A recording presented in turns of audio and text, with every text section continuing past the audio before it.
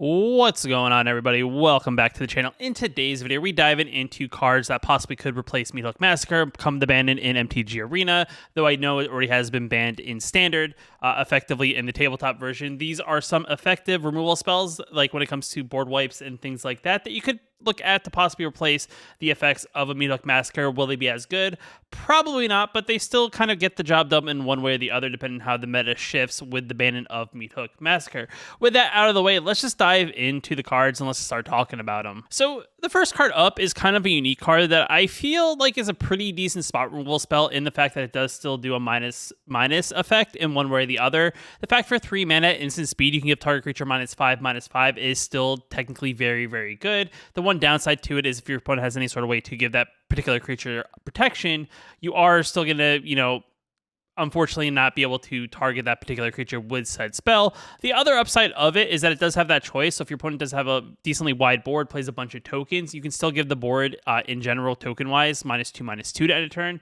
It's definitely one of those kind of interesting cards that maybe I thought would see some play come rotation, but because Meathook Massacre and all the other good spot removal that we do have in the format, I guess this card just hasn't seen a ton of play. But I do think this is a card that if you're looking for maybe just a couple copies of it in like a mono black deck, this is definitely a card that you could look at.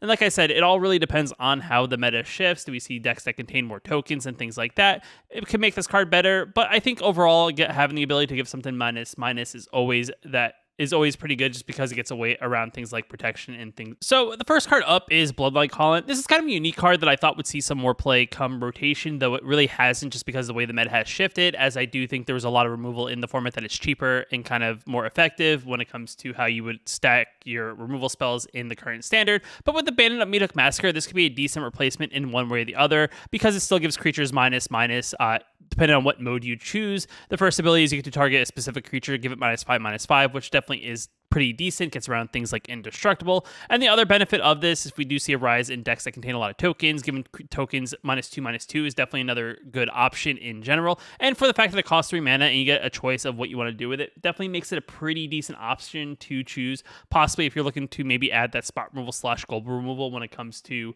what you want to change up in your deck when it comes to playing cards outside of Meathook Massacre. The next card up, yet again, is another one of those unique cards that it has a pretty okay ability in the sense that it destroys all creatures with mana value 2 or less if you pay its 3 mana cost. Though if you do play a little bit of white, if you're playing like an Orzhov deck, you can splash in that white mana, or you just add in the white. If you're Orzhov, you already are playing the white mana. And the fact that you can, for 6 mana, destroy all creatures is definitely not a bad card in general. I do think the one downside to this card is that, destroying all creatures is not the greatest thing for 6 mana, as the Farewell is probably a much better removal spell in that regard. If you're spending that much mana, you get to do a little bit more for that 6 mana. Though I do think the upside of this, yet again, just like Bloodline Colin, is that for 3 mana, we do get a cheap kind of board wipe removal spell for 3 mana, which is still definitely not that bad. Yet again, another card to possibly consider maybe replacing with Meathook Massacre, though I don't think this one has as much upside maybe with the Bloodline Colin, just because it's still a little bit more pointed on what it really can do unless you play white mana. So the next card up is going to be Dragged to the Bottom. Now, this is probably the closest thing we have in Standard to Meathook Massacre in the sort of effect it does. The one downside to it is that, it's kind of limited on how powerful it really can be. It's a domain ability, so depending on how many basic land types you have on the battlefield will determine how much -X/-X you do +1. So if you have all 5 colors, the best it's going to do is -6/-6, which hits a lot of things in the format, though it doesn't hit a lot of really, really big things. Though I do still think this is definitely going to be one of those interesting cards that you'll see pop up here and there, as I do think, yet again, having that -X/-X ability is really good. If you're a gamer who's playing a 3-color deck like Grixis, Esper, or, Jund, this is definitely not a bad card to have a couple copies of in the deck because you already are playing 3 colors. And the idea here is that you already have like the Triomes in the deck. If you have, a mountain, a swamp, and a forest out on the battlefield, you're at least going to do -4/-4, which, is still not a bad effect to have, especially if you're going against a much wider board. And I do think, like I said, this card has a lot of upside. I don't know if a mono black player is going to play this and splash in some Triomes so they can have, the basic land types to make this as effective as possible. Though I do think, it has some potential to be put into some other decks just because it's kind of easy to get basic land types in a deck as long as you play Triomes in that sense. And I do think, Drag to the Bottom is kind of like that card I was thinking. when I saw this card get announced, that I do think was going to be the eventual successor to Meathook Massacre in the format, as I do think, -X global removal is still really, really good. Now we're kind of going to be moving on to white. White, has its pointed cards that I do think are decently very good, though on the outside, if you're a player who's playing Esper or Orzhov or something like that, you really kind of played Meathook Massacre as your global board wipe style ability, though I do think, some of the cards here popped up here and there, but maybe, with the idea, maybe with the rise of aggro, some of these cards could, see an appearance. One of the first card up is being Depopulate, and this is, one of those things that they've done in more recent Standard, is that this is kind of like a board wipe removal that each player who controls a multicolor creature draws a card and then you destroy all creatures. It's like removal spell that targets the board, but has kind of an upside to it, whether it's for you and or your opponent. Gone are the days of like a Wrath of God for 4 mana and make creatures not regenerate, which is, I guess, stronger because there's no upside to it. But it's definitely kind of one of those cards I do think, fell to the wayside, because I think, for 4 mana, I think Meathook Massacre has a better overall presence. There's no downside for you. It's only upside for you, and there's no benefit to your opponent because your opponent's either losing life or you're gaining a bunch of life off of their creatures. So, it's definitely one of those reasons why I think a lot of people probably didn't even consider using something like a Depopulate in the format. So we may see a return of people playing Wrath effects and Depopulate. It's definitely, for 4 mana, is definitely probably the best overall for 4 mana, getting the value of destroying all creatures, regardless of casting costs. Though the downside is if your opponent does control a multicolored creature, they're going to get a card draw out of it in general, which is, good and bad. Is that one card really gonna, make or break the game? But, Depopulate is decently at 4 mana as a board removal. Next card up is probably, I think, the next strongest board removal spell that we currently have in the format, as I do think this is kind of another effect that gets around indestructible abilities. As it is a 6 mana, you get to choose one or more, so you get to choose all 4 of them if you really, really need to, or you can choose a couple of them, and it's still definitely very effective. And essentially what this does, it just either exiles all artifacts, creatures, enchantments, or graveyards, and you get to choose which modes you want to activate when it happens. So in theory, depending on what kind of deck you are playing, it can benefit you in the sense that if your opponent plays a lot of creatures, you don't. You can target creatures. If they play things in the graveyard that you think they're going to get back, you remove graveyards from the battlefield. If they play a ton of enchantments, you can target their enchantments. And the fact that these all get exiled and they don't go to the graveyard is definitely beneficial. And I do think this is kind of one of those cards that, Meathook Massacre for 4 or Farewell is definitely one of those things where you kind of had to think about it. I think both of them had their, upsides, depending on if you're a little bit more of a controlling deck, you probably saw more Farewell. If you're a little bit more maybe of an aggro aggressive deck, and, Meathook Massacre was just kind of better to turn off your opponent's aggro and aggressive stuff. Is definitely one of the reasons why you probably play that over Farewell. Though I would say if you are someone who's maybe playing something like Orzhov or, any deck that has white in it, maybe even Esper, this is definitely a good card, I think, just because of its ability to target things in, directly in one way or the other, and Exile is just that much better. The one downside to it doesn't really do anything about Planeswalkers, though, the rest of the removal in the format really doesn't do anything either outside of the red removal. But still, Farewell is definitely a great card. It definitely sucks when you get a Farewell played on you and, your opponent just devastates your board and also everything else that you may have out in the battlefield. So I definitely could see this card seeing an upswing in probably where people are playing it and how many copies they are playing it with the removal of Meathook Massacre. The next card up is another interesting one. This one popped up here and there, and that's Vanquish the Horde. So this is an 8 mana removal spell that destroys all creatures. The one upside to this card is that it costs 1 less to cast for each creature on the battlefield. So if we get into a more aggressive meta where there's a lot more decks that are playing a ton of creatures and they get very wide, you start adding 4 or 5 creatures onto the battlefield, this thing all of a sudden goes from 6 mana down to 3 mana and then effectively destroys all those creatures on the battlefield. The one downside is it is a destroy ability, so if your opponent has any sort of way to give something indestructible, it's not going to remove that creature. So that's kind of like the one downside to destroy effects. But still, nonetheless, a card that gets essentially discounted the more creatures that are on the battlefield still makes it a very, very good card. And this is definitely, one of those things that if you're more of a control deck, you may play this over something maybe like a Farewell where you're maybe trying to use enchantments, you're trying to use artifacts, you're trying to use maybe your graveyard a little bit. This is definitely not a bad board removal spell. And I do think, you're not going to be using this if there's nothing on the battlefield. So, that discount, you're going to have some sort of discount when you do cast. And I do think that's a decent upside to it. And, maybe this is better than, when you think about it, Depopulate. But we'll just kind of have to wait and see where the meta develops. Are we going to get more decks that are trying to get wide, get a lot of creatures on the battlefield? Though there are a lot of good removal spells for said decks, and this could be one of them. Now moving on to red, and I did actually skip green and blue just because I don't think either of those decks really have a board wipe mechanic. Typically those decks either have bounce effects or counter spells, and that's kind of how they take advantage of the board state and trying to make it turn into their favor. So outside, I think, of the mono blue enchantment, but that really, you can read ahead and do the chapter 3 that destroys all creatures. But the thing is, depending on how many creatures get destroyed, you and your opponent could get two zombie creatures, I think, out of it, or I forget what kind of creature types they are.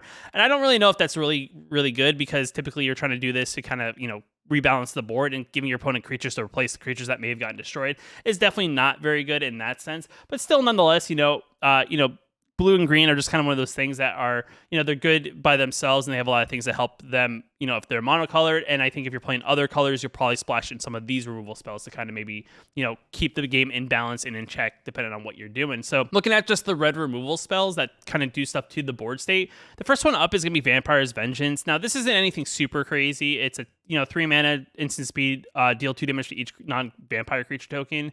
Yet again, it's kind of like a very cheap, global board removal. It deals 2 damage to each creature. Downside to it is if your opponent gets a particular creature protection from red, if they have some sort of way to do so, it doesn't target that creature with the damage. So it's kind of like the same effect that if they're able to give the creature indestructible or protection. This card's not as good. But yet again, if we get a lot of tokens and you're playing red in one way or the other, this could be a cheap way to kind of get rid of things on the battlefield. So definitely not something to not consider. But yet again, it's also, uncommon compared to everything else, which is rare and I think mythic on this list. So definitely not a bad thing to look at if you're looking for maybe just something a little bit cheaper, if you think, tokens are going to be a problem or small creatures are going to be a problem.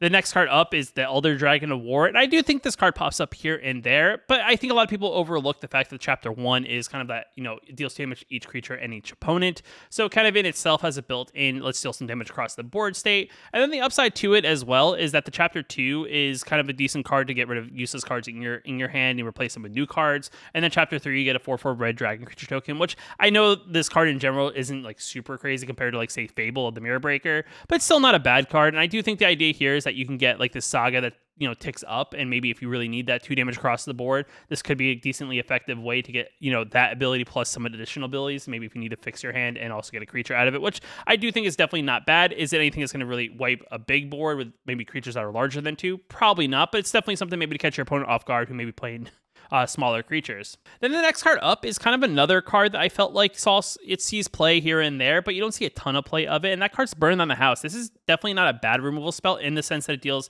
on the first chapter, it can deal 5 damage to each creature and each planeswalker. So I do think the upside of this one is that it's not only dealing damage to creatures, it's also dealing damage to planeswalkers. And 5 damage is pretty effective against a lot of planeswalkers, as a lot of opponents are maybe trying to do that balance of I'm going to plus a little bit, but I'm also going to minus sometimes. So I think dealing 5 damage across the board is definitely very good here. And then if you're maybe against an opponent who doesn't have a lot of things on the battlefield, you can always choose a second chapter out of it, which then you get the devil tokens, and those are definitely pretty good because they have haste when they come into the battlefield. So they're definitely, there's definitely upside to this as it has some flexibility based on the board state. So this is definitely another one of those cards that I think we'll see an uptick maybe in the Jund decks or maybe in the Grixis decks, just because it will help you clean up the board to keep it in your favor overall. Definitely not a bad card, and I do think, like I said, because MultiColor Massacre was so good, a lot of people played that card over a lot of some of these cards that are currently here in the meta. After that, we have Temporal Firestorm, which essentially is just like Burn on the House. The only downside here is that you don't have the option to eventually get devil tokens if it's not super effective. But, the upside here is that you can kick it if you have the mana available for either a blue and or a white. And, each time you kick it, you get to phase out particular creatures. And then it deals 5 damage to each creature and planeswalker. So this is kind of one of those things that if you have a lot of mana available, maybe you are someone who plays like a Grixis deck or something like that, or maybe even 5 colors, Temporal Firestorm is maybe not a bad option in that sense that you may have the mana available to phase 2 things out, so you maybe save 2 things on your side of the battlefield, but then wipe out everything else. It's not maybe as good as Burn on the House, but it's still not a bad card to consider. Maybe you have some of these in your collection, but not have a ton of copies of Burn on the House. Definitely a good way to maybe consider, an option until maybe you get some Burn on the Houses, but still not a bad, global board wipe removal kind of spell. And that's kind of the theme, as you notice with red, is that it deals damage across the board, depending on what card it is. So it's definitely kind of like a theme to each one. Black has a lot of -X, and a little bit of destroy. White has just global destroy effects. Red has burn damage across the battlefield. And then we move on to the multicolor. And there's really not a ton of options. There is some in, Rakdos colors, and then there's also the Naya one, but in that sense, you're probably not also playing black, so therefore you're not playing Meetup Massacre. But yet again, like I said, if the meta does get into a way that, people are trying to do a lot of things on the battlefield and get very wide, because that's kind of like a very effective strategy against like mono black or decks that play, a lot of spot removal. Getting very wide on them definitely makes it difficult. And, it's definitely, these are some other cards to consider in that sense. So the first card up is Corpse Explosion. This is an interesting card, right? As it does seem actually pretty effective. I do think the one downside to it is that you do have to exile a creature card from your graveyard. So if you have, a creature that maybe you think down the way you want to talk Numa back into the battlefield, the downside is that you won't be able to. But this card's still pretty good. So for 3 mana as additional cost to cast a spell, you get to exile a creature card from your graveyard, and then it deals damage equal to exile creature's power to each creature and each planeswalker. So I do think this is actually, for 3 mana, if you think about it, depending on what you have going on, let's just say you maybe discard a decently large creature with Fable of the Mirror Breaker on its second chapter, you cast this, exile a creature, and all of a sudden, boom, you're dealing like 4 or 5 across the battlefield because you exile a decently large creature power-wise. This card's pretty good when you think about it. Only costs in 3 mana to do it, and the addition is just to exile a creature, and it deals that much damage. I think makes this card definitely playable. I do think, when you think about it and you're trying to find, if I'm spending X mana, what is the upside to playing said card? And I do think there's some cards in here that have a lot of upside, even for a cheap amount of mana base, whether it's something like Dragon on the Bottom or even something like Vanquish the Horde. Those cards get cheaper or more effective when you hit certain things. This is another one of those things that if we have a particularly strong card in our graveyard, we can exile it and then deal damage across the battlefield, which, is definitely very effective. And for only 3 mana, it definitely makes it probably the cheapest out of all of them that could be the most effective in one way or the other. Though the downside is it can still, that creature, creatures on your opponent's side of the battlefield could get indestructible. It could get protection from that particular color, which then, kind of turns off how effective this card really can be. Though, it's not like your opponent's playing a ton of those cards in their deck. Maybe they play 1 or 2, but they're not going to have enough to really protect the whole side of the battlefield. But still, Corpse Explosion is definitely not a bad card to consider when it comes to, replacing cards in Rakdos, whether it comes to replacing cards in Jund, Grixis, this card could see play. So it's definitely not a bad card to consider when you think about it and how it fits in a lot of other, top meta decks currently in Standard. Next card up is Hidetsugu that consumes all. This is another interesting card here that I don't know. It's an okay card. It's not maybe like the most amazing. It's not going to destroy everything on the battlefield. But I do think the idea here is that it destroys each non-land permanent with mana value 1 or less.